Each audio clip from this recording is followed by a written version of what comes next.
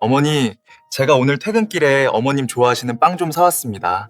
장인어를 이따가 저랑 약주 한잔 하셔야지요. 정막만 흐르던 거실에 폭죽처럼 터지는 그 밝은 목소리. 평생을 얼음장 같은 침묵 속에서 살던 우리 집에 그 아이가 발을 들인 건 기적 같은 일이었습니다. 남편의 헛기침 소리밖에 들리지 않던 이 적막한 성벽이 어떻게 무너져 내렸는지 지금 시작합니다.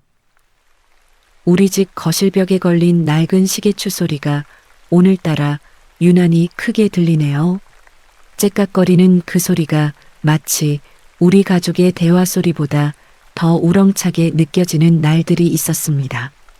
그때의 우리 집 이야기를 시작해 보려니 마음 한구석이 벌써 아릿해집니다. 나의 남편은 전형적인 그 시절 아버지였습니다. 가부장적이고 엄격하며 감정을 밖으로 내비치는 것을 큰 흉으로 알던 사람이었지요. 밖에서 무슨 일이 있었는지, 오늘 기분은 어떤지 묻는 법이 없었습니다. 퇴근하고 집에 돌아오면 그저 밥 차려라 한마디가 전부였지요. 그 짧은 한마디에 담긴 무게가 얼마나 무거웠는지 모릅니다. 그 밑에서 자란 우리 딸아이 정연이도 자연스레 아버지를 닮아갔습니다. 어릴 때는 제잘제잘 말도 잘하던 아이였는데 학교를 다니고 머리가 굵어질수록 입을 꾹 닫아버리더군요. 집안 분위기라는 게 참 무섭습니다. 아이가 웃음소리를 내면 남편은 여자가 방정맞게 왜 그리 소란스러우냐며 눈치를 주곤 했으니 말입니다.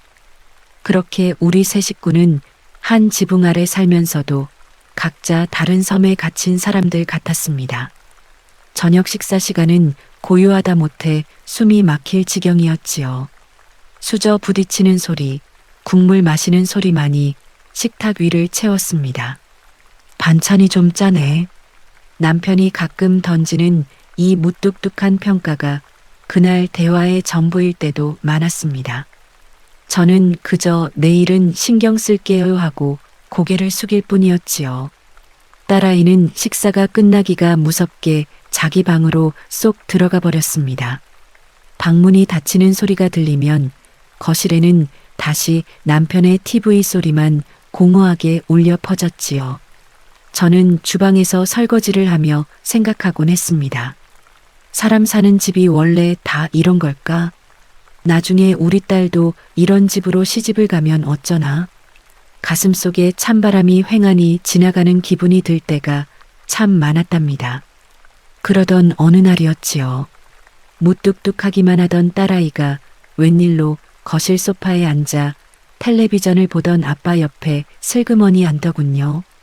평소 같으면 거실에 나오지도 않던 아이였습니다. 남편은 곁눈질로 딸을 한번 쓱 보더니 이내 다시 화면으로 눈을 돌렸습니다. 할 말 있느냐? 남편의 묵직한 목소리에 정연이가 손가락을 꼼지락거리며 입을 뗐습니다. 아빠, 저 만나는 사람 있어요. 이번 주말에 인사시키고 싶은데 시간 어떠세요? 그 말을 듣는 순간 제 가슴이 덜컥 내려앉았습니다. 반가움보다는 걱정이 앞섰기 때문이지요.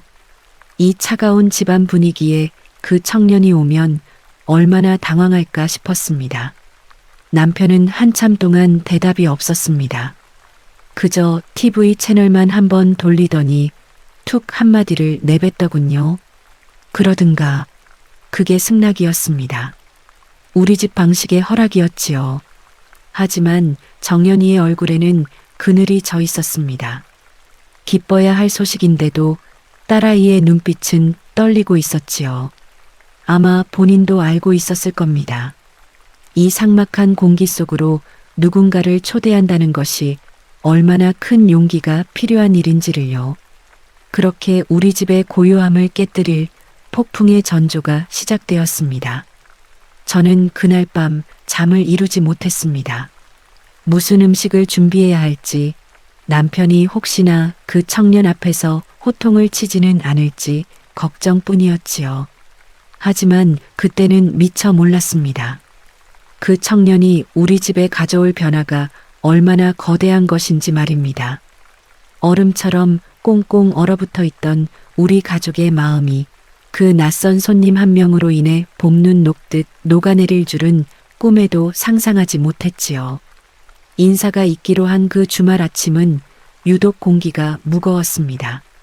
저는 아침 일찍부터 시장에 나가 고기를 끊어오고 전을 부치느라 분주했지요. 기름 냄새가 온 집안에 진동을 하는데도 집안은 여전히 침묵의 감옥 같았습니다. 남편은 평소처럼 거실 한복판에 앉아 신문만 뒤적거렸고 딸아이는 자기 방에서 나올 줄을 몰랐습니다. 마치 큰 시험을 앞둔 수험생들처럼 우리 식구들은 각자의 긴장을 삼키고 있었지요. 정오가 조금 넘었을 무렵 정적을 깨는 초인종 소리가 울렸습니다. 그 소리가 왜 그리도 날카롭게 들리던지 저는 앞치마에 손을 비비며 얼른 문을 열었습니다. 안녕하십니까? 처음 뵙겠습니다. 김서방 될 사람 박진우라고 합니다.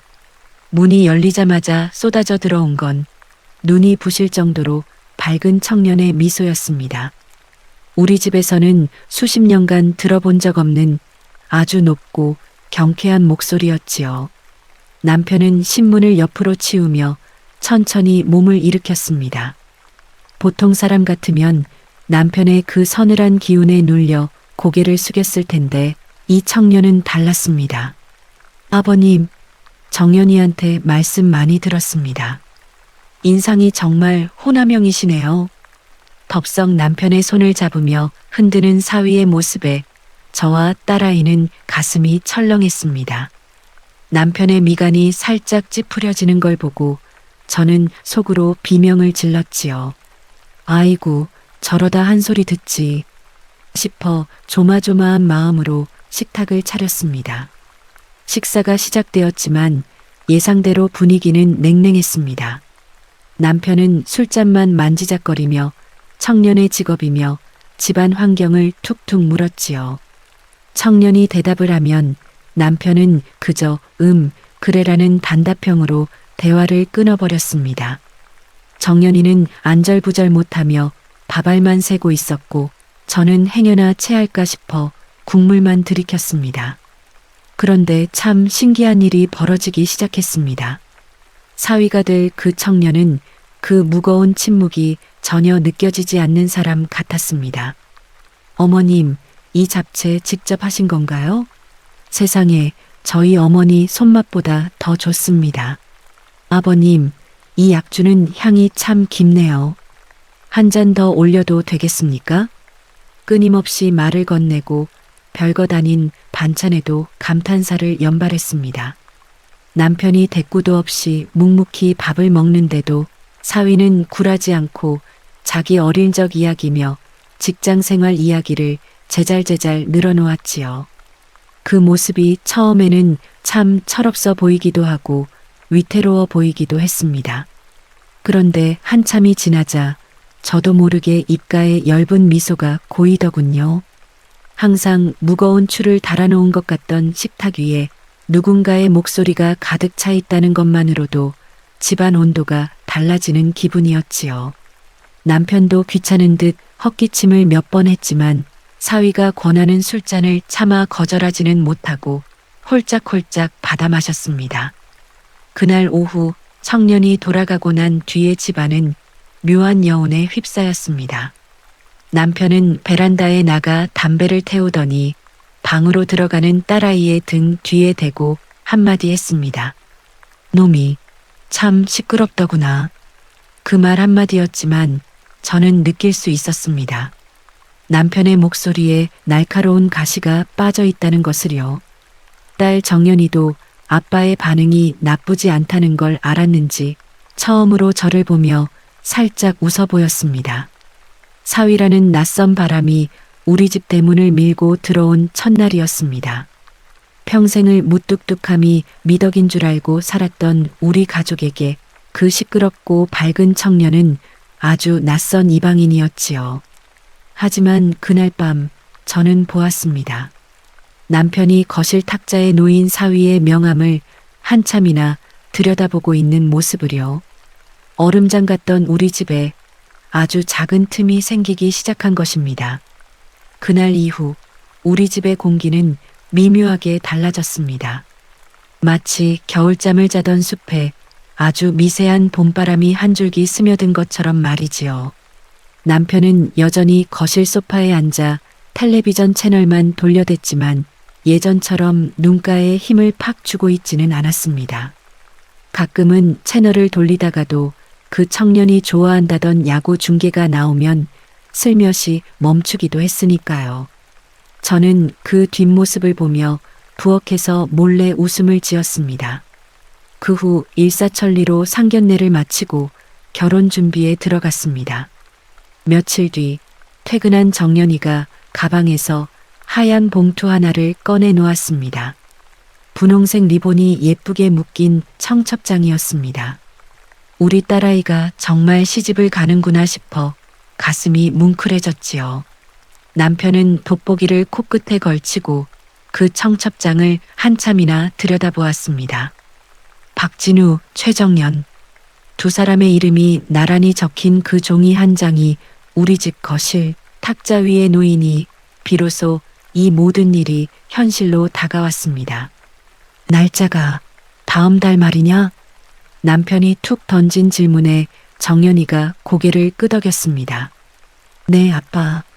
진우 씨 부모님께서 저희 사정 많이 배려해 주셨어요. 식장도 가까운 곳으로 잡았고요. 평소 같으면 내하고 제 방으로 들어갔을 아이가 그날은 웬일인지 아빠 옆에 조금 더 머물렀습니다. 사위될 진우 군이 정연이에게 마법이라도 부린 걸까요? 아니면 딸아이도 이제야 아빠라는 거대한 벽의 대화를 시도할 용기가 생긴 걸까요? 저는 그날 저녁 남편이 좋아하는 도미찜을 정성스레 준비했습니다. 삭막했던 집안에 경사가 생겼으니 입맛이라도 돋워주고 싶었지요. 김이 모락모락 나는 생선살을 발라 남편 밥 위에 얹어주며 제가 슬쩍 말을 붙였습니다. 여보, 사위 될 사람 성격이 참 밝아서 좋지요? 우리 집이 조금 조용한 편인데 그런 애살 있는 아이가 들어오면 분위기가 확 살 것 같아요. 제 말이 끝나기도 전에 남편은 헛기침을 크게 한 번 했습니다. 남자가 말이 너무 많아서 가벼워 보여. 조신한 구석이 있어야지. 그렇게 핀잔을 주면서도 남편은 제가 얹어준 생선살을 마다하지 않고 입으로 가져갔습니다. 평생을 남자다움이라는 굴레에 갇혀 속마음을 표현하는 걸 부끄러워하던 사람이니 저게 최선의 칭찬이라는 걸 저는 알고 있었습니다. 싫었으면 벌써 젓가락을 놓았을 뿐이니까요. 그날 밤 정연이가 제 방으로 저를 불렀습니다. 침대에 걸터앉은 딸아이의 손을 잡으니 어느새 이렇게 커서 남의 집 귀한 며느리가 된다는 게 믿기지 않았습니다. 엄마, 사실 나 걱정 많이 했어. 진우 씨가 너무 말이 많아서 아빠가 화내시면 어떡하나 하고. 근데 진우 씨는 아빠가 무섭지 않대. 오히려 아빠가 혼자 계시는 게 외로워 보인다고 자기가 아들이 되어드리고 싶대. 딸아이의 그 말을 듣는데 갑자기 눈시울이 뜨거워졌습니다. 사위라는 그 청년은 우리 가족이 수십 년 동안 외면해왔던 진실을 단 한 번의 만남으로 꿰뚫어 본 것이었습니다. 가부장이라는 이름 뒤에 숨겨진 남편의 고독과 그 고독을 닮아버린 딸의 적막함을 말이지요. 진우 그 사람 참 속이 깊구나. 정연아, 너 시집 잘 가는 것 같다. 엄마는 벌써 마음이 놓여. 딸아이의 손을 꼭 쥐어주며 우리는 밤늦도록 두런두런 이야기를 나누었습니다. 남편의 코 고는 소리가 문 밖에서 들려오고 창밖에는 보름달이 환하게 떠 있었습니다. 우리 집 대문에 걸린 최씨댁이라는 문패 옆에 조만간 박서방이라는 이름이 함께 머물게 되겠지요. 그 이름은 단순히 한 명의 가족이 추가되는 것이 아니었습니다. 그것은 우리가 잊고 살았던 다정함이라는 언어를 새로 배우는 과정의 시작이었습니다. 남편의 낡은 양복을 정리하고 딸아이의 짐을 하나둘 챙기면서 저는 예감했습니다. 이제 곧 이 고요한 섬에 거대한 파도가 치겠지만 그것은 우리를 집어삼키는 파도가 아니라 우리를 넓은 바다로 데려다줄 희망의 파도라는 것을요. 정연이가 잠든 뒤에도 저는 쉽게 잠들지 못했습니다. 거실로 나와 사위가 두고 간 청첩장을 다시 한번 어루만져 보았습니다. 매끄러운 종이의 감촉이 참 좋더군요. 그때였습니다. 안방 문이 슬며시 열리더니 남편이 물을 마시러 나왔습니다. 거실 불을 끄지 않은 저를 타박할 줄 알았는데 남편은 말없이 식탁 위에 놓인 청첩장을 한번 쓱 쳐다보고는 냉장고 문을 열었습니다. 안 자고 뭐해? 네, 그냥 잠이 안 와서요. 여보, 우리 정연이 보내려니 마음이 좀 허하지요? 제 물음에 남편은 물컵을 내려놓으며 창밖을 한번 보더군요. 시끄러운 놈 하나 들어오면 정신없겠지. 그렇게 말하며 방으로 들어가는 남편의 뒷모습이 어쩐지 평소보다 조금 가벼워 보였다면 제 착각이었을까요? 우리 집의 성벽에 아주 기분 좋은 균열이 생기고 있었습니다.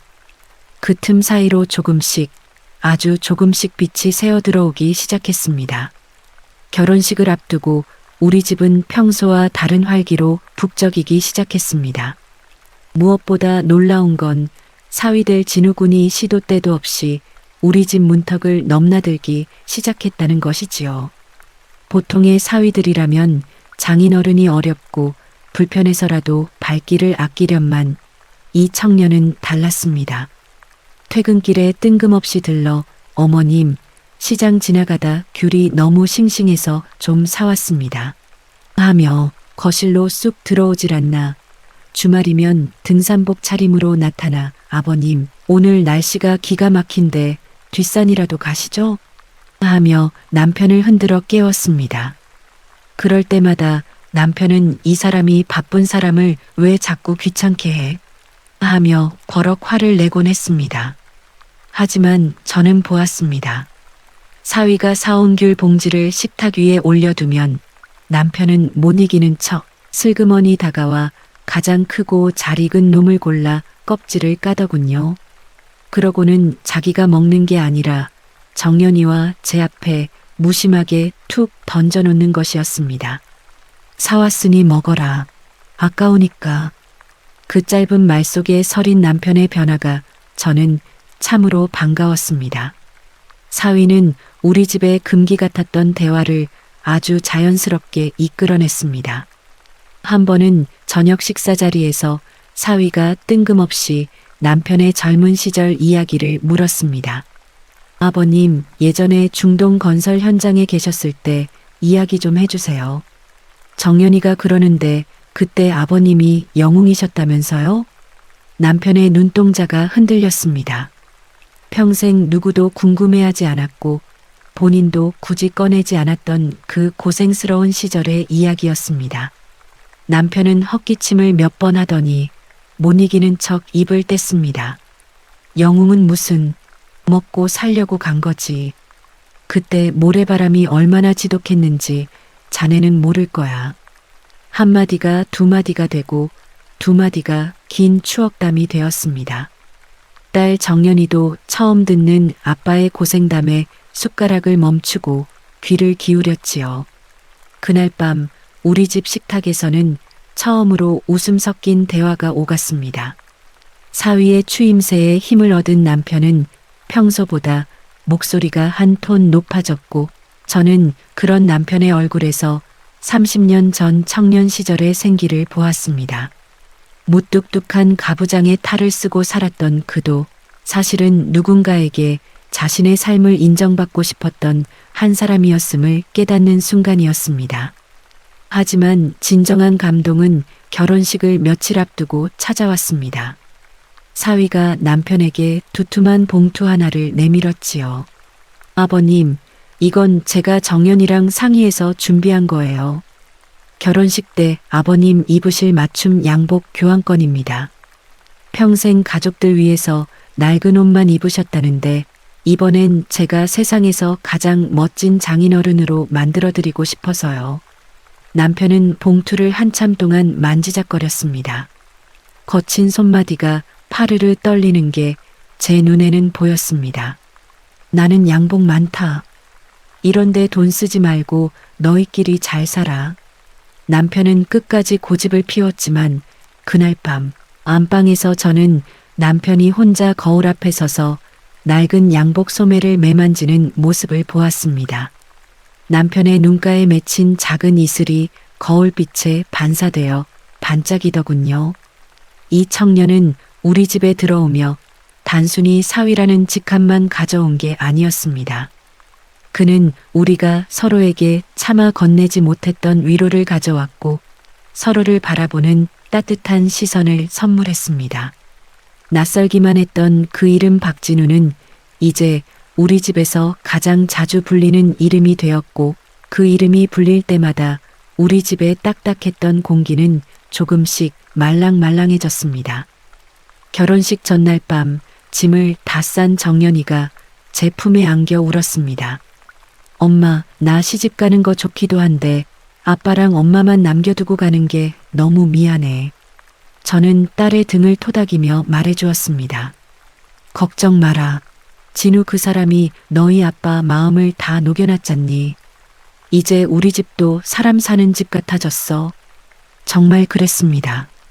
사위가 가져온 그 낯선 다정함은 이제 우리 가족의 새로운 일상이 되어가고 있었습니다. 다음 날 아침 빳빳하게 다려진 새 양복을 입고 거울 앞에 선 남편의 뒷모습이 그렇게 든든해 보일 수가 없었습니다. 결혼식이 끝나고 정연이가 신혼여행을 떠난 뒤 우리 집은 다시 잠시의 정적에 잠겼습니다. 하지만 그 정적은 예전처럼 차갑고 무거운 것이 아니었습니다. 남편은 거실 소파에 앉아 사위가 사준 새 양복 소매를 만지작거리며 TV를 보았고 저 또한 딸의 빈자리가 허전하면서도 마음 한구석에는 든든한 사위라는 기둥 하나가 새로 세워진 기분이 들어 콧노래를 흥얼거리며 집안일을 했지요. 그러다 맞이한 첫 명절, 추석이었습니다. 평소 우리 집의 명절은 그저 제사상을 차리고 묵묵히 밥을 먹은 뒤 각자 방으로 흩어져 시간을 죽이는 날이었습니다.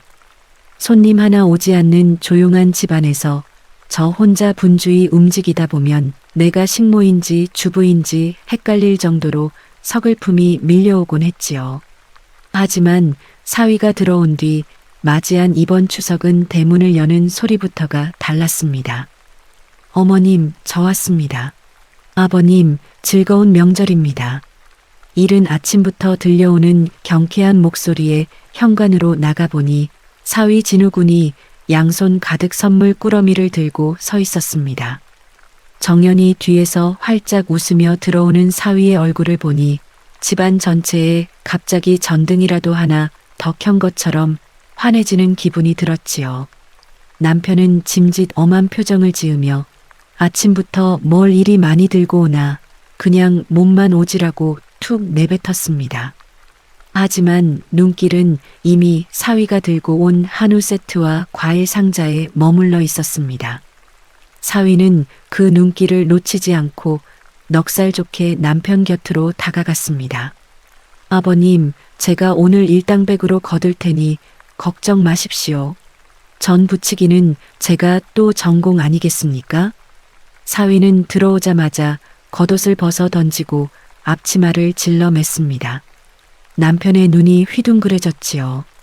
평생 부엌 근처에는 얼씬도 않는 것이 남자의 도리라 믿고 살았던 남편에게 앞치마를 두른 사위의 모습은 그야말로 문화 충격이었을 겁니다.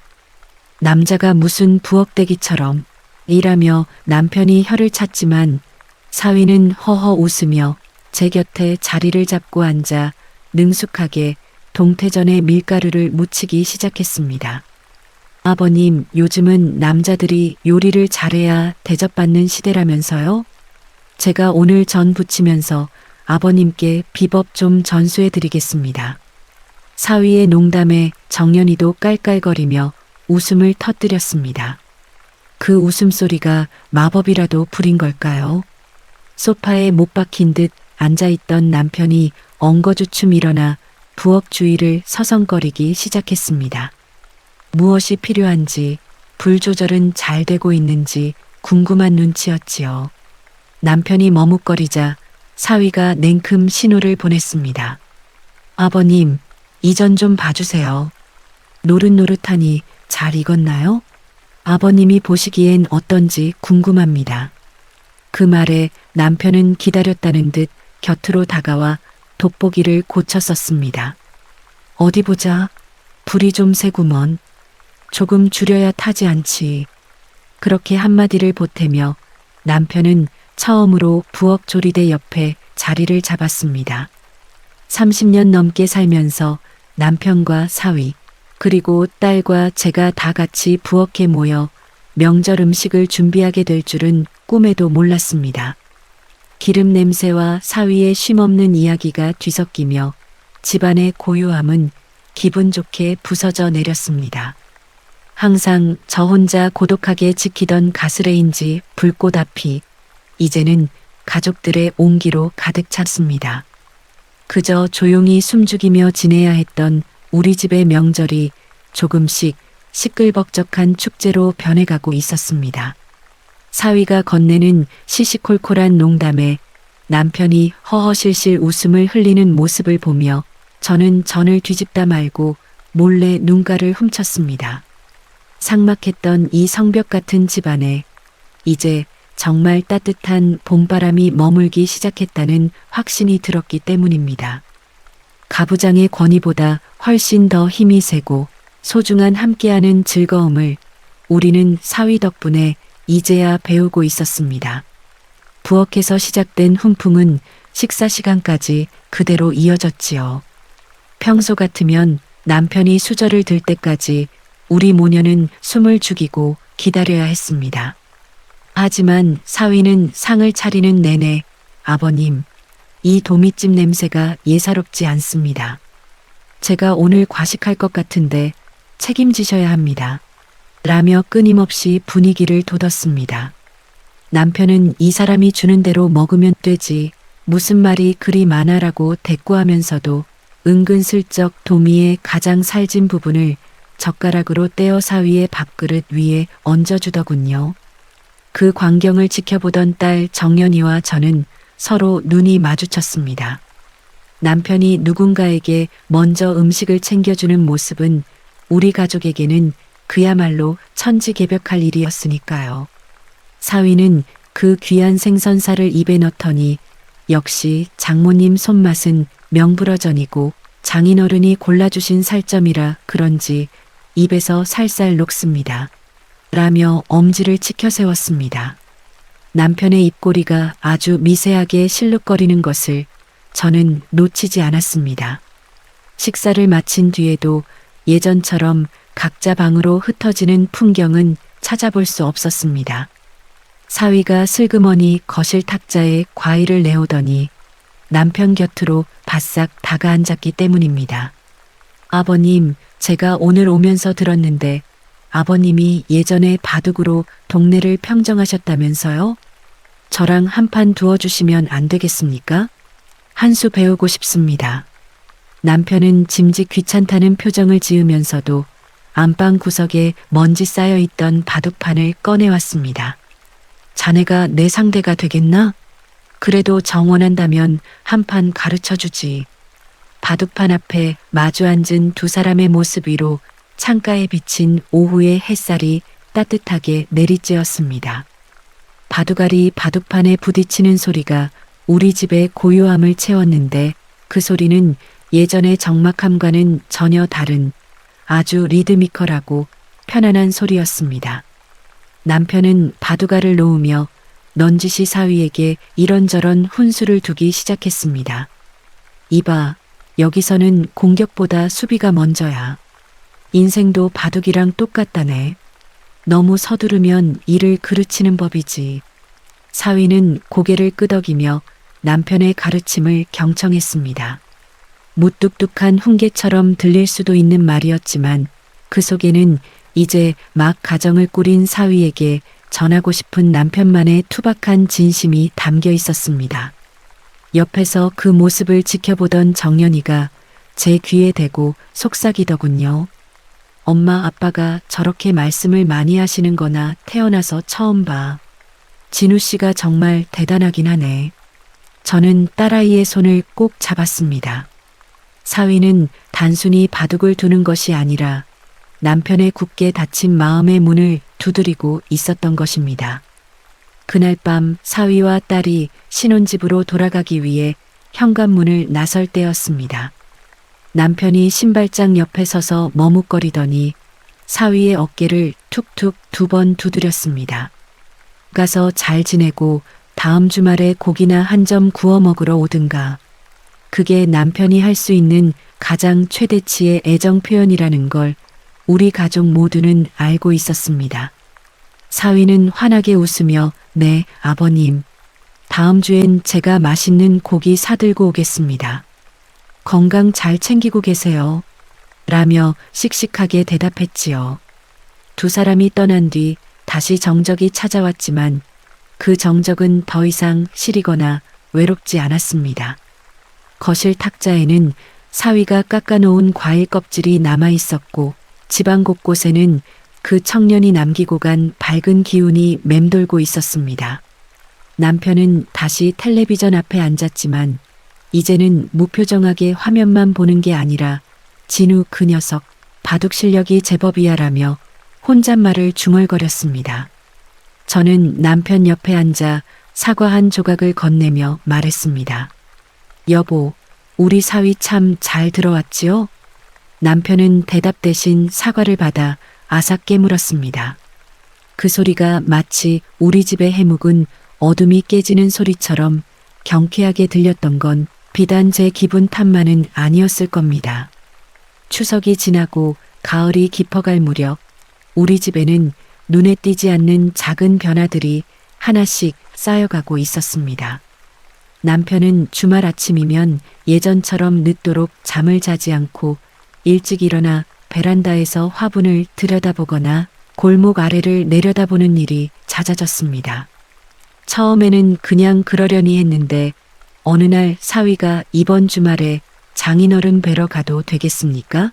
하고 전화를 드린 날 남편이 그날 아침 일찍부터 면도를 새로 하고 잠옷을 갈아입는 것을 보았습니다. 내색은 하지 않았지만 남편은 이미 사위를 기다리는 사람이 되어 있었습니다. 사위가 오는 날이면 우리 집의 식탁은 자연스레 풍성해졌습니다. 사위는 오면서 늘 뭔가를 사들고 왔는데 고급 선물보다는 소박하고 정겨운 것들이었습니다. 어머님이 좋아할 것 같다며 동네 방앗간 인절미를 사오기도 하고 아버님 드시라며 시골 직거래 사과 한 상자를 트렁크에 싣고 오기도 했지요. 그럴 때마다 남편은 돈 낭비 말라며 타박했지만 그것을 마다한 적은 단 한 번도 없었습니다.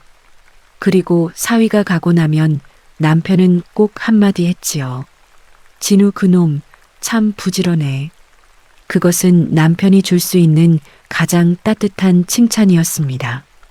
정연이는 그 무렵 조용한 변화를 겪고 있었습니다. 어릴 때부터 표현이 서툴렀던 딸은 결혼하고 나서야 비로소 자신이 얼마나 아버지를 그리워하고 있었는지를 깨달은 것 같았습니다.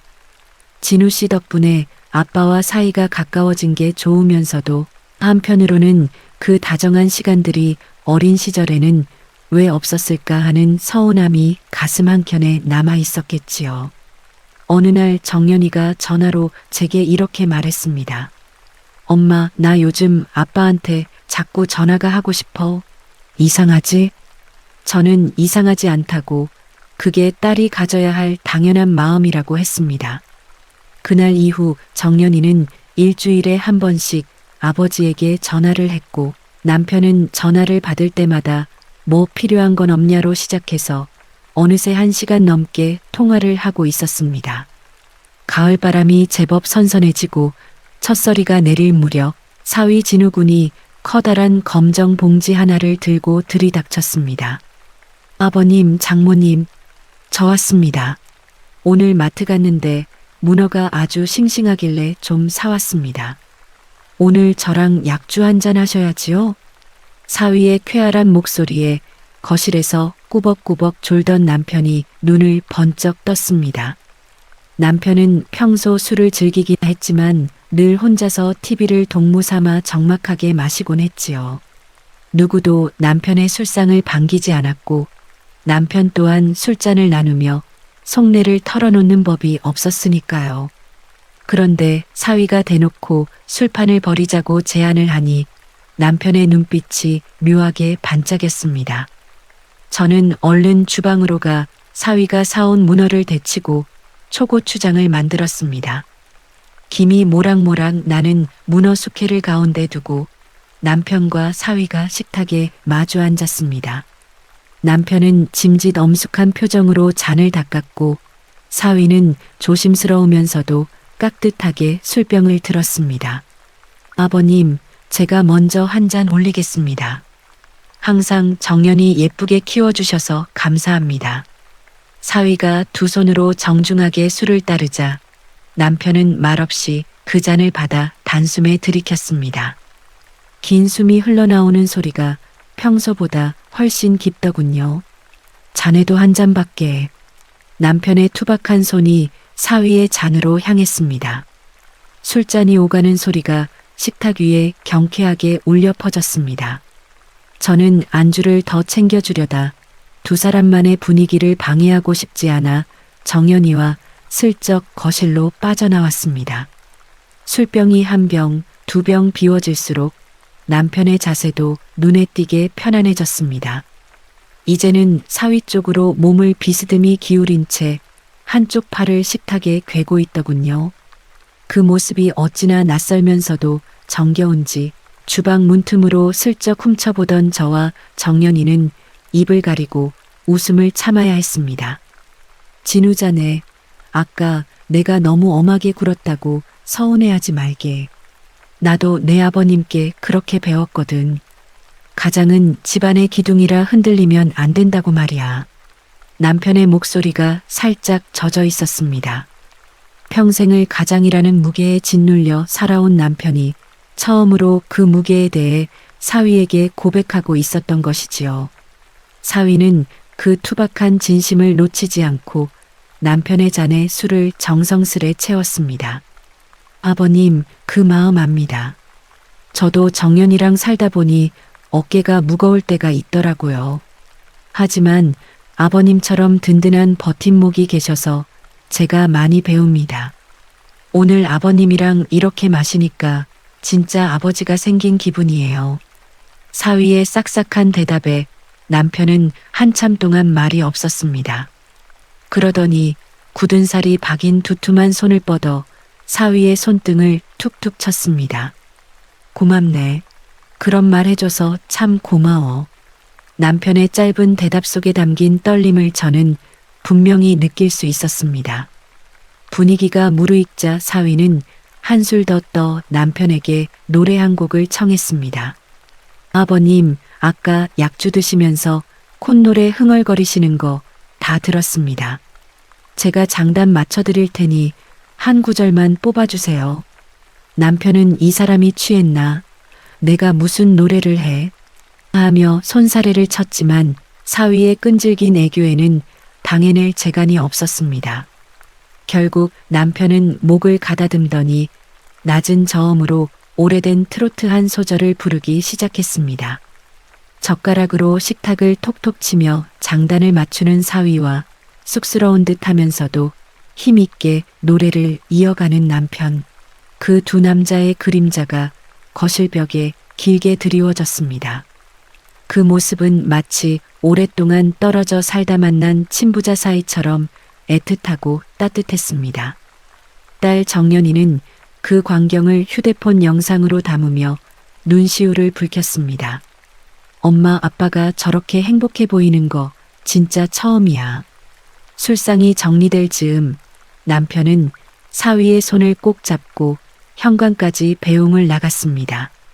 신발을 신는 사위의 등에 대고 남편이 한마디를 덧붙였지요. 자네, 다음 주에는 낚시 장비 챙겨서 오게. 내가 아끼는 포인트가 있는데 거기서 밤낚시나 한번 하자고. 남편의 그 말은 이제 사위를 완전히 우리 가족의 일원으로, 아니 자신의 가장 친한 동무로 받아들였다는 선언과도 같았습니다. 사위와 딸이 돌아간 뒤 거실에는 은은한 술 냄새와 함께 기분 좋은 온기가 남았습니다. 남편은 평소처럼 바로 안방으로 들어가지 않고 식탁 의자에 가만히 앉아 한참을 생각에 잠겨 있었습니다. 제가 다가가 어깨를 주물러 주니 남편이 제 손을 살며시 잡더군요. 여보, 나 오늘 술 맛이 참 달았어.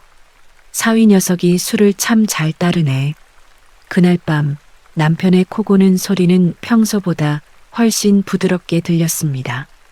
가부장적인 권위 뒤에 숨겨져 있던 한 남자의 고독이 사위의 따뜻한 술잔에 녹아내린 밤이었습니다. 사위와 남편이 낚시 약속까지 잡았던 그날 밤 이후 우리 집에는 새로운 기대가 생겼습니다. 남편은 틈만 나면 베란다 구석에 처박아 두었던 낚싯대를 꺼내 닦았고, 사위 진우군은 수시로 전화를 걸어 아버님, 이번 주말 날씨가 기가 막히답니다. 하며 남편의 마음을 설레게 했지요. 무뚝뚝한 가부장과 살가운 사위가 나누는 그 짧은 전화 한 통이 삭막했던 우리 집에 흐르는 작은 개울물 소리처럼 참 듣기 좋았습니다. 그러던 어느 화요일 오후였습니다.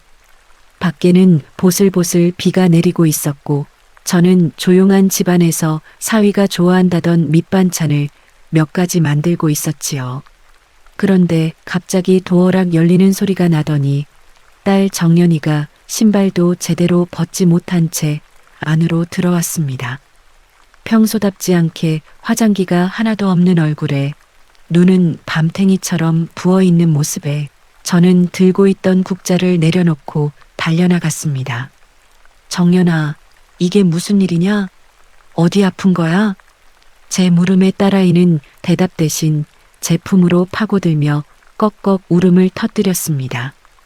어찌나 서럽게 우는지 가녀린 어깨가 들썩거릴 때마다 제 가슴도 함께 내려앉았지요. 남편은 마침 안방에서 바둑 TV를 보다가 소란스러운 소리에 거실로 나왔습니다. 남편은 눈이 퉁퉁 부은 딸아이의 얼굴을 보더니 미간을 팍 찌푸렸습니다. 시집간 애가 대낮에 친정 와서 이게 무슨 꼴이냐? 점잖지 못하게 왜 이리 소란스러워? 예전 같으면 이 한마디에 정연이는 울음을 꾹 참고 방으로 들어가 버렸을 겁니다. 하지만 그날의 정연이는 달랐습니다. 아빠는 맨날 그놈의 점잖은 거. 내가 힘들어서 왔다는데 어떻게 그렇게 말씀하세요? 딸아이의 대성통곡에 남편은 당황한 듯 헛기침을 하며 거실 소파에 엉거주춤 앉았습니다. 알고 보니 별일은 아니었습니다. 맞벌이하며 쌓인 피로 때문에 사소한 말다툼이 일어났고 그 과정에서 사위 진우군의 무심한 한마디에 정연이가 크게 서운함을 느낀 모양이었습니다. 엄마, 내가 진우 씨한테 바라는 게 많은 게 아니잖아. 그냥 따뜻한 말 한마디면 되는데 아빠 닮아서 그런지 가끔 너무 무뚝뚝하게 굴 때가 있어. 그게 너무 서러워. 딸아이의 그 말에 소파에 앉아있던 남편의 얼굴이 묘하게 일그러졌습니다. 자신을 닮아 무뚝뚝하다는 딸의 원망이 아프게 꽂힌 것이겠지요. 남편은 텔레비전을 켜지도 않은 채 돋보기를 닦았다가 썼다가 하며 안절부절 못했습니다. 항상 호통으로 자식의 눈물을 그치게 했던 그 시절, 아버지에게 다 큰 딸의 슬픔을 달래주는 법은 너무나도 어려운 숙제였습니다. 그때였습니다. 현관문이 다시 열리더니 숨을 헐떡이며 사위 진우군이 들이닥쳤습니다. 퇴근하자마자 정연이를 찾으러 빗길을 뚫고 달려온 모양이었습니다. 사위는 비에 젖은 머리를 쓸어 넘길 새도 없이 거실로 뛰어들어와 저와 남편에게 넙죽 절부터 했습니다. 어머님, 아버님, 죄송합니다. 제가 오늘 우리 정연이 마음을 너무 아프게 했습니다. 제가 아직 철이 없어서 정연이 귀한 줄 모르고 실수를 했습니다. 아버님, 저 좀 따끔하게 꾸짖어 주십시오. 사위는 거실 한복판에서 고개를 숙이며 넉살 좋게 매를 자처했습니다. 무거운 정적을 깨고 터져나온 사위의 그 밝고도 절박한 목소리에 울고 있던 정연이도 고개를 들어 사위를 쳐다봤습니다. 남편은 그런 사위를 한참 동안 묵묵히 바라보았습니다. 평소 같으면 사내 자식이 처신을 어떻게 했길래 마누라를 울려 하고 불호령을 내렸을 상황이었지요. 하지만 남편은 천천히 몸을 일으키더니 주방으로 향했습니다. 그러고는 냉장고에서 음료수 2병을 꺼내 식탁 위에 툭 올려놓았습니다. 목 축이고 얘기해라. 비 다 맞고 오면 애가 놀라지 않느냐. 무심한 듯 던진 그 한마디. 그건 사위를 향한 나무람이 아니라 오히려 비에 젖어 달려온 사위의 마음을 먼저 살피는 장인의 서툰 배려였습니다. 딸 정연이의 눈에는 다시금 눈물이 고였습니다. 아빠가 사위에게 건넨 그 음료수 2병이 평생 자신에게 건네지 못했던 아빠의 미안함처럼 느껴졌기 때문일 겁니다. 사위 진우는 식탁 위에 놓인 음료수 병을 보더니 젖은 손을 바지에 대충 닦고는 조심스럽게 병을 집어들었습니다. 그러고는 뚜껑을 따서 하나는 정연이 앞에, 다른 하나는 자기 앞에 두었지요. 아버님, 시원하게 잘 마시겠습니다. 사실 정연이 찾으러 오느라 목이 바짝바짝 탔거든요. 사위는 음료수를 단숨에 들이켜고는 기분 좋은 소리를 냈습니다. 그 소리에 거실을 감돌던 팽팽한 긴장감이 한풀 꺾였습니다. 정연이는 여전히 입술을 삐죽이며 아빠와 사위를 번갈아 보았습니다. 남편은 짐짓 아무렇지 않은 척 소파에 앉아 신문을 펼쳐 들었지만 신문 페이지가 한참 동안 넘어가지 않는 걸 보니 귀는 온통 식탁 쪽으로 쏠려 있는 게 분명했지요. 사위는 그 기회를 놓치지 않고 슬그머니 정연이 옆자리에 앉아 낮은 목소리로 속삭였습니다. 정연아, 내가 아까는 말이 짧았어. 내가 하루 종일 고생하고 온 거 뻔히 알면서 내 피곤한 것만 먼저 생각했네. 미안해, 응? 평소 같으면 알면 됐어 하고 차갑게 돌아섰을 정연이었지만 오늘따라 유난히 너그러워진 아빠의 모습과 비에 젖은 채 달려온 남편의 몰골을 보니 마음이 약해진 모양이었습니다. 딸아이는 못 이기는 척 사위가 건넨 음료수를 한 모금 마셨지요. 그 모습을 지켜보던 남편이 신문 너머로 툭 한마디를 던졌습니다. 부부라는 게 원래 칼로 물베기다. 진우 저놈도 밖에서 치이고 들어오면 제정신이 아닐 때가 있겠지. 너무 몰아세우지 마라. 남편의 입에서 나온 그 의외의 두둔에 정연이의 눈이 동그래졌습니다. 아빠, 지금 진우 씨 편 드시는 거예요? 평생 내 편만 들어주신다더니. 딸아이의 앙탈 섞인 목소리에 남편은 짐짓 엄한 표정을 지으려 애쓰며 대답했습니다. 편드는 게 아니라 이치대로 말하는 거다. 그리고 진우야, 너도 잘 들어라. 내 딸이 무뚝뚝한 애비 밑에서 자라느라 애정 표현에 목마른 아이다. 내가 좀 더 살갑게 굴어야지 나처럼 굴면 어떡하느냐. 남편의 입에서 나온 그 솔직한 자기 고백에 우리 세 사람은 모두 얼어붙고 말았습니다. 평생 본인의 성격이 옳다고 믿으며 집안을 다스려온 남편이 스스로를 무뚝뚝한 애비라 칭하며 딸의 외로움을 인정해 준 것이지요. 사위는 숙연한 표정으로 고개를 끄덕였습니다. 아버님, 명심하겠습니다. 정연이가 아버님께 못 받은 사랑까지 제가 2배로 채워주겠습니다. 아버님도 옆에서 많이 도와주십시오. 사위의 넉살 좋은 대답에 남편은 이 사람이 말은 청산 유수구먼이라며 헛기침을 했지만 그 소리는 전혀 위협적이지 않았습니다. 오히려 그 헛기침 소리 뒤에는 묘한 안도감이 서려 있었지요. 저는 주방에서 그 광경을 보며 이제야 마음이 놓여 따뜻한 찌개를 끓이기 시작했습니다. 비는 어느덧 그치고 창밖에는 맑은 물방울만 맺혀 있었습니다. 식탁에 마주 앉은 사위와 딸은 어느새 손을 맞잡고 소곤소곤 화해의 대화를 나누고 있었고, 남편은 거실에서 낚시채비를 만지작거리며 사위에게 물었습니다. 야, 진우야. 아까 보니까 주말에 비 온다는데 낚시는 갈 수 있겠냐? 사위는 기다렸다는 듯 거실로 달려가 남편 옆에 붙었습니다. 아버님, 비 오는 날 낚시가 진짜 운치 있는 법입니다. 제가 장비 다 점검해 놓겠습니다. 사위가 가져온 위로는 단순히 부부 싸움을 말리는 데서 그치지 않았습니다. 그것은 아빠가 딸에게 차마 하지 못했던 미안함을 사위의 입을 빌려 전달하게 만들었고, 딸이 아빠의 서툰 사랑을 이해하게 만드는 가교 역할을 했습니다. 삭막했던 우리 집 거실에 이제는 사위의 웃음소리와 남편의 낮은 목소리가 조화롭게 섞여 흐르고 있었습니다. 그날 밤 사위와 딸을 배웅하고 돌아온 남편은 거실 등을 끄며 제게 말했습니다. 진우 저 녀석 참 영악해. 지가 잘못해놓고 내 탓을 하면서 넘어가네. 하지만 남편의 목소리에는 사위에 대한 깊은 신뢰와 애정이 묻어 있었습니다. 저는 남편의 손을 가만히 잡으며 대답했습니다. 그래도 저런 사위 덕분에 우리 집에 말소리가 끊이지 않잖아요. 참 고마운 아이예요. 우리 집의 성벽은 이제 무너진 것이 아니라 온 가족이 서로의 체온을 느낄 수 있을 만큼 낮고 포근한 울타리가 되어 있었습니다. 딸아이의 눈물바람이 지나간 뒤 우리 집에는 유독 청명한 아침이 찾아왔습니다. 사위와 남편이 약속했던 낚시를 가는 날이었지요. 이른 새벽부터 남편은 평소답지 않게 분주했습니다.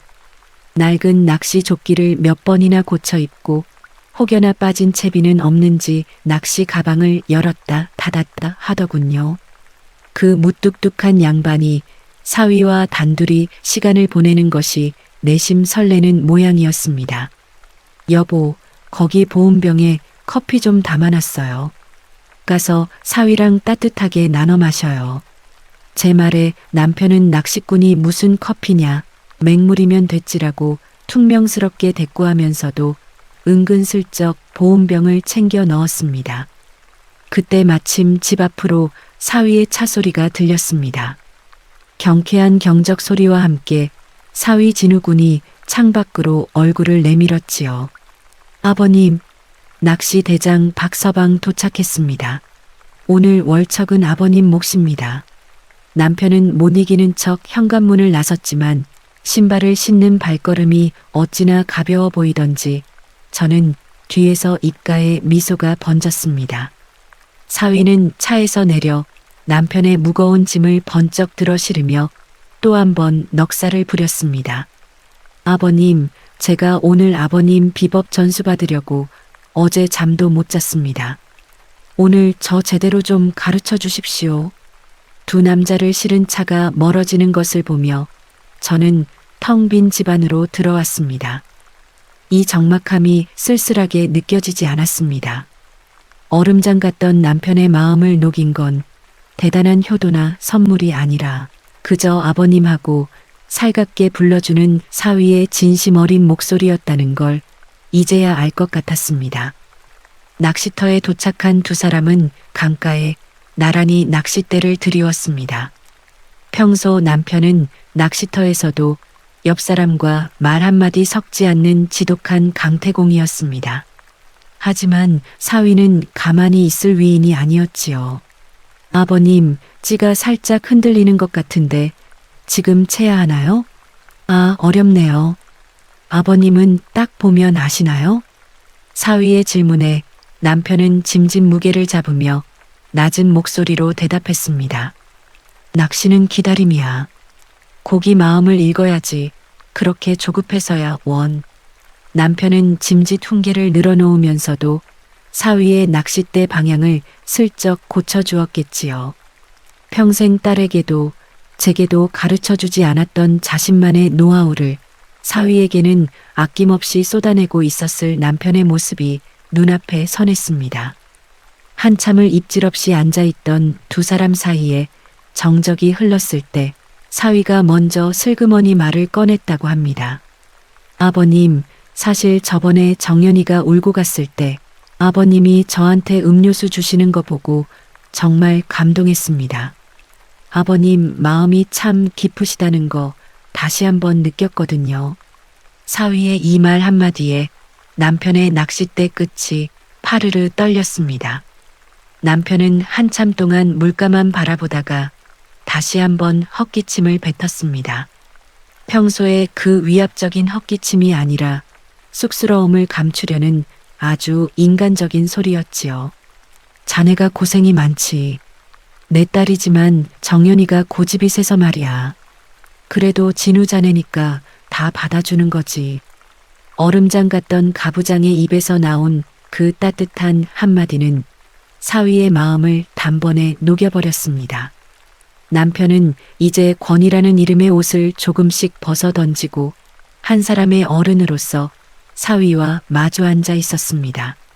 물결 위로 비치는 햇살처럼 두 사람의 관계도 그렇게 반짝이며 깊어지고 있었습니다.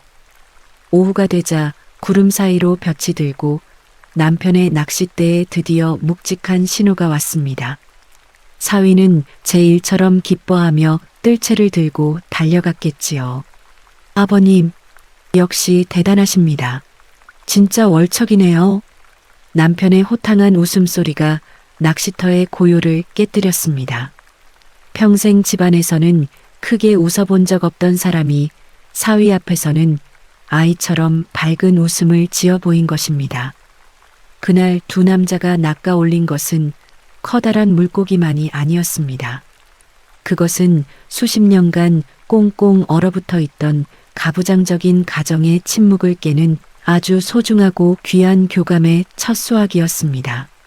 낚시 가방을 정리하며 돌아오는 길, 사위는 남편의 어깨에 팔을 두르며 장난을 쳤고 남편은 쑥스러운 듯 어깨를 털어내면서도 입가에는 미소를 지우지 않았습니다. 해가 뉘엿뉘엿 저물어갈 즈음 집 근처 골목길에 익숙한 차 소리가 들렸습니다. 저는 대문 밖까지 마중을 나갔지요. 차에서 내리는 두 남자의 몰골을 보니 웃음부터 터져 나왔습니다.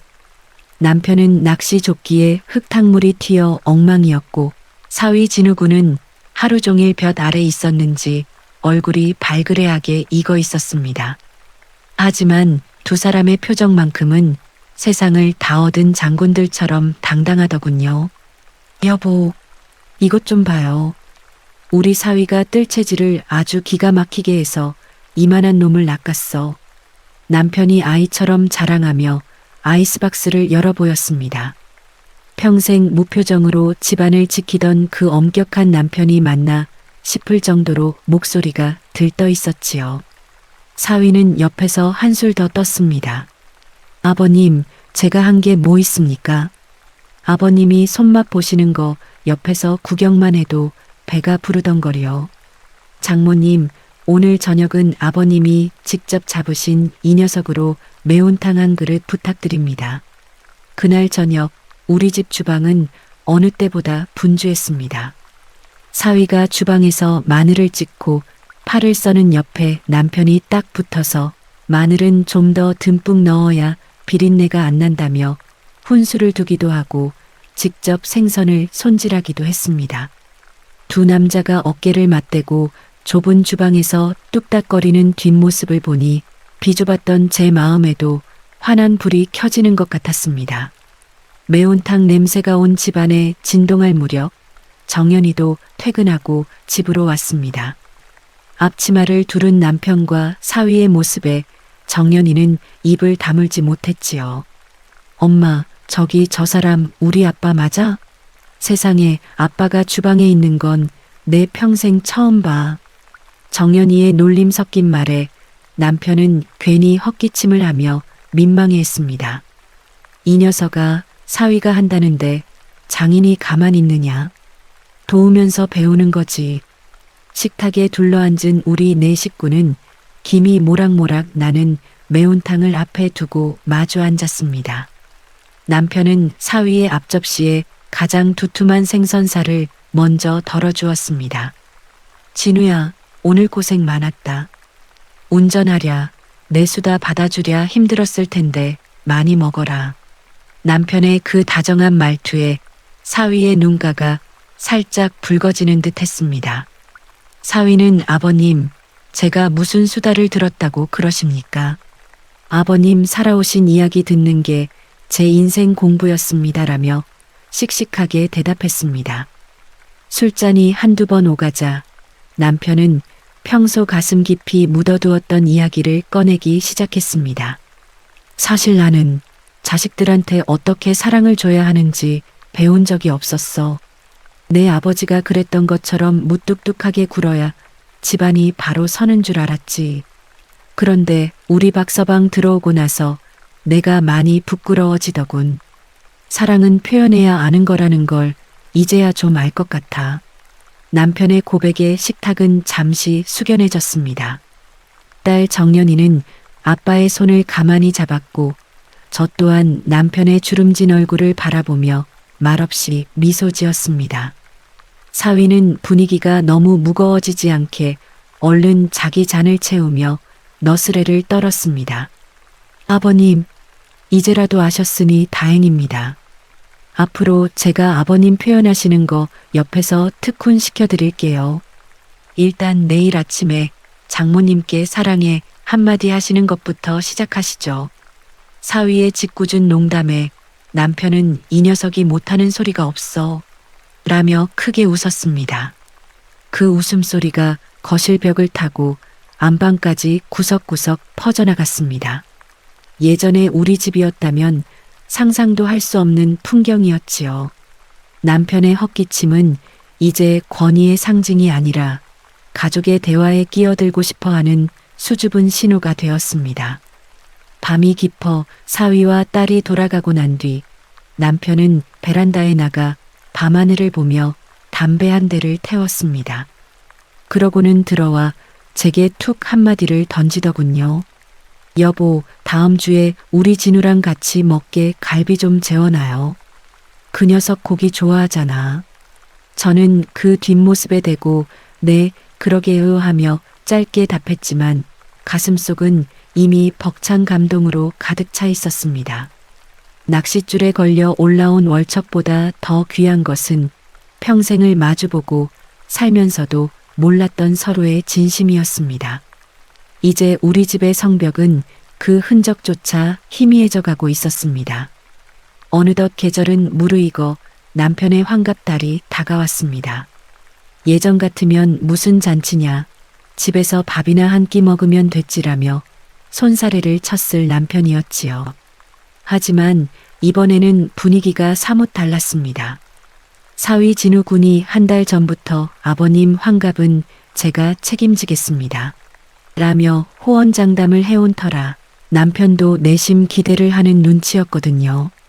잔칫날 아침 우리 집 거실은 평소와 달리 알록달록한 풍선과 인생은 60부터 사랑하는 아버님 축하드려요라고 적힌 커다란 현수막으로 채워졌습니다. 사위는 새벽같이 달려와 거실벽에 현수막을 붙이고 음향 장비까지 챙겨와 분주하게 움직였습니다. 남편은 짐짓 이게 무슨 야단법석이냐며 핀잔을 주었지만 사위가 고급 백화점 상품권을 정성스럽게 포장해 들고 온 것을 보며 고개를 끄덕이더군요. 예전에 결혼식 때 양복을 선물 받았으니 이번에는 무엇이든 당신 손으로 직접 고르시라는 뜻이었습니다. 그 마음을 알았는지 남편은 쓸데없이 돈 쓰지 말랬더니 라며 혀를 찼지만 잠시 후 거울 앞에서 자기 얼굴을 들여다보며 머리를 매만지는 모습이 보였습니다. 아버님, 오늘 주인공은 아버님이십니다. 이따가 제가 신호드리면 멋지게 입장하시는 겁니다. 아셨죠? 사위의 장난 섞인 말에 남편은 입장은 무슨 그냥 앉아 있으면 되지라고 대꾸하면서도 허리를 곧게 펴고 옷매무새를 다듬더군요. 딸 정연이와 저는 주방에서 사위가 주문한 정갈한 요리들을 상에 올리며 그 광경을 지켜봤습니다. 그저 조용히 밥만 먹고 끝났을 환갑날이 사위 덕분에 시끌벅적한 잔칫날로 변해가고 있었습니다. 가까운 친척 몇 분이 모이고 본격적인 잔치가 시작되었습니다. 사위는 자칭 MC라며 마이크를 잡았습니다. 자, 내외빈 여러분, 오늘 우리 집의 기둥, 멋쟁이 장인어른의 60평생을 축하하는 자리를 시작하겠습니다. 사위의 능청스러운 진행에 친척들은 박장대소했고 무뚝뚝한 남편도 쑥스러운 듯 허허 웃으며 자리에 앉았습니다. 하이라이트는 사위가 준비한 특별 영상이었습니다. 우리 가족의 옛날 사진부터 최근 사위와 낚시를 다니며 찍은 사진들까지 잔잔한 음악과 함께 화면에 흐르기 시작했습니다. 사진 속 남편은 늘 화난 사람처럼 굳은 표정이었지만 사위와 함께 찍은 최근 사진 속에서는 세상 누구보다 밝게 웃고 있었습니다. 영상을 보던 친척들은 아니, 이 사람 원래 이렇게 웃을 줄 아는 사람이었나? 라며 놀라워했지요. 영상이 끝나갈 무렵 사위가 갑자기 마이크를 들고 노래 반주를 틀었습니다. 아버님, 오늘을 위해 제가 특별히 연습한 곡입니다. 부족하지만 진심을 다해 불러보겠습니다. 사위가 부르기 시작한 노래는 남편이 평소 즐겨 듣던 오래된 가요였습니다. 그런데 노래 중간쯤 사위가 갑자기 남편에게 마이크를 넘기며 윙크를 보냈습니다. 항상 남들 앞에서 노래 한 자락 하는 것을 흉으로 알던 남편이었습니다. 그런데 그날은 달랐습니다. 남편은 잠시 머뭇거리는 듯 하더니 사위의 손에 이끌려 자리에서 일어났습니다. 그러고는 굵고 낮은 목소리로 노래를 이어받아 부르기 시작했습니다. 가사 한 구절 한 구절이 거실 가득 울려 퍼질 때 저는 남편의 눈가에 맺힌 작은 이슬을 보았습니다. 평생을 가족을 위해 헌신하면서도 고맙다는 말 한마디, 사랑한다는 표현 한 번 제대로 못했던 남자가 사위가 만들어준 무대 위에서 비로소 자신의 진심을 노래하고 있었습니다. 낡은 집안에 울려 퍼진 그 노래는 단순한 가요가 아니라 지난 세월의 회한과 감사를 담은 고백이었습니다. 사위는 옆에서 박수를 치며 화음을 넣었고 그 모습은 마치 오랫동안 호흡을 맞춘 콤비처럼 완벽해 보였습니다. 잔치가 무르익고 노래가 끝나자 남편은 쑥스러운지 뒷머리를 극적이며 사위의 어깨를 꽉 쥐었습니다. 진우야, 고맙다. 정말 고마워.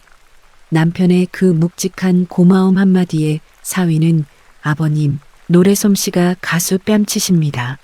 제가 반했습니다. 라며 다시 분위기를 띄웠습니다. 노래가 끝나고 박수갈채가 쏟아지자 사위가 또 한 번 기지를 발휘했습니다. 자, 아버님의 감동적인 노래 잘 들었습니다. 이제 아버님께서 어머님께 한 말씀 해주시면 어떨까요? 사위는 제 손을 남편의 손 위에 겹쳐 놓았습니다. 아버님, 오늘 같은 날 아니면 언제 하시겠어요? 평생 고생하신 어머님께 딱 한마디만 해주세요. 남편은 제 손등 위에 올려진 자신의 거친 손을 한참이나 내려다보았습니다. 거실은 어느새 숨소리조차 들리지 않을 만큼 적막해졌지요.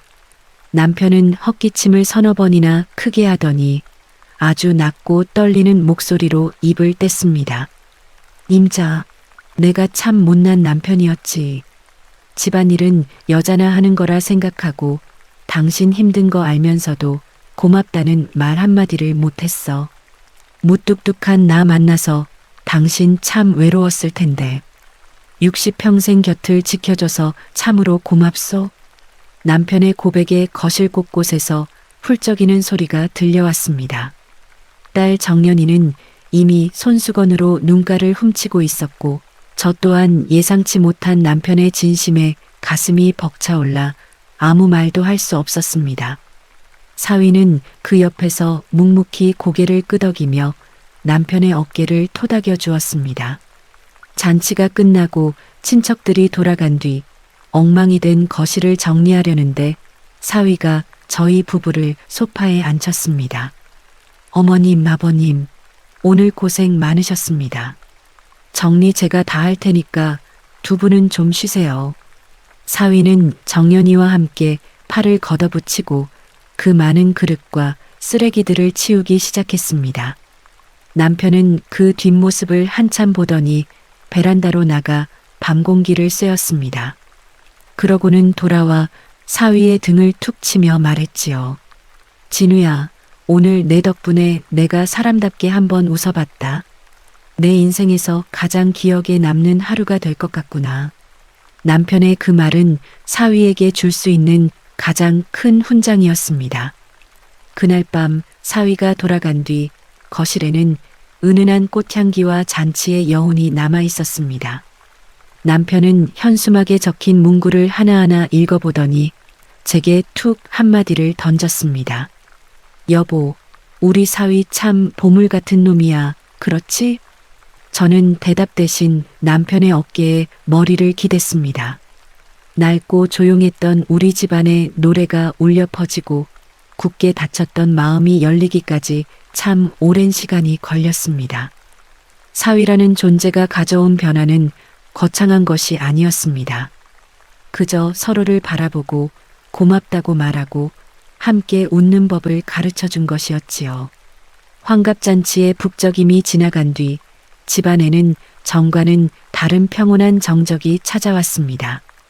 남편은 거실 소파에 앉아 사위가 만들어준 헌정 영상을 보고 또 보며 혼자 껄껄 웃기도 하고 딸 정연이는 이제 친정에 오면 제 방으로 쏙 들어가는 대신 주방으로 와 제 옆에서 사과라도 깎으며 수다를 떨었지요.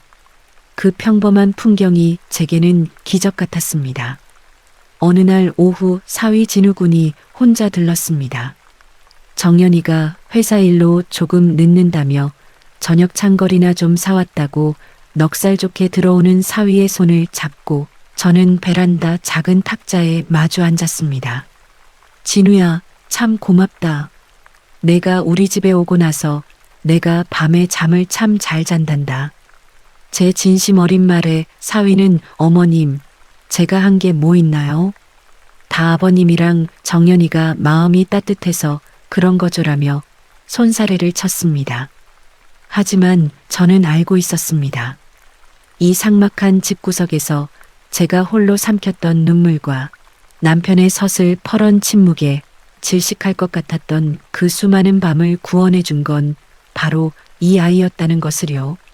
아니야, 진우 내가 아니었으면 우리 영감 저렇게 웃는 법 평생 몰랐을 거야. 정연이도 아빠를 원망만 하며 살았겠지. 내가 우리 가족 사이에 놓인 낡고 끊어진 다리를 다시 이어준 거야. 저는 사위의 두툼한 손을 꼭 잡았습니다. 눈시울이 뜨거워지더군요. 고맙다 얘야. 우리 집에 와줘서 정말로 고마워.